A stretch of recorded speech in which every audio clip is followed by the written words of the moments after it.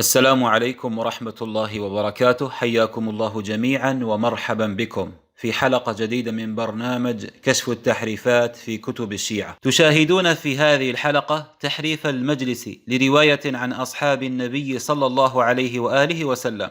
أولا لنشاهد الحديث قبل التحريف. جاء في كتاب معاني الأخبار للصدوق صفحة 323 باب معنى الفرقة الواحدة الناجية بإسناده عن عبد الله بن عمر قال: قال رسول الله صلى الله عليه وسلم: سيأتي على أمتي ما أتى على بني إسرائيل مثل بمثل، وإنهم تفرقوا على 72 ملة، وستتفرق أمتي على 73 ملة تزيد عليهم واحدة كلها في النار غير واحدة. قال: قيل يا رسول الله وما تلك الواحدة؟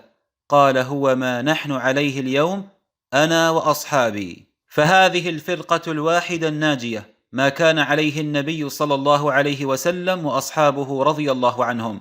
الآن لنشاهد الحديث بعد التحريف. التجأوا إلى اللعبة السحرية وهي التحريف والتزوير، فقاموا بتحريفه بتحريف مخزي ومضحك. إليكم هذا التحريف في كتاب بحار الأنوار المجلسي في المجلد 28 الصفحة 3 ميم عين، أي كتاب معاني الأخبار للصدوق، بنفس الإسناد عن عبد الله بن عمر قال: قال رسول الله صلى الله عليه وسلم: سيأتي على أمتي ما أتى على بني إسرائيل مثل بمثل، وإنهم تفرقوا على 72 ملة، وستفترق أمتي على 73 ملة تزيد عليهم واحدة كلها في النار غير واحدة. قال: قيل يا رسول الله وما تلك الواحدة؟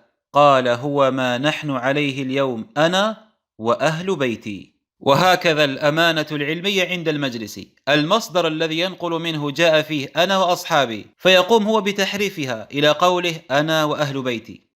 وحتى محقق الكتاب أشار إلى تدليس وخيانة المجلسي، يقول في الهامش معاني الأخبار وفيه أنا وأصحابي. وهكذا كل حديث لا يعجبهم ولا يخدم أهواءهم يقومون بتحريفه، ولا حول ولا قوة إلا بالله. تحريف صار عجيب.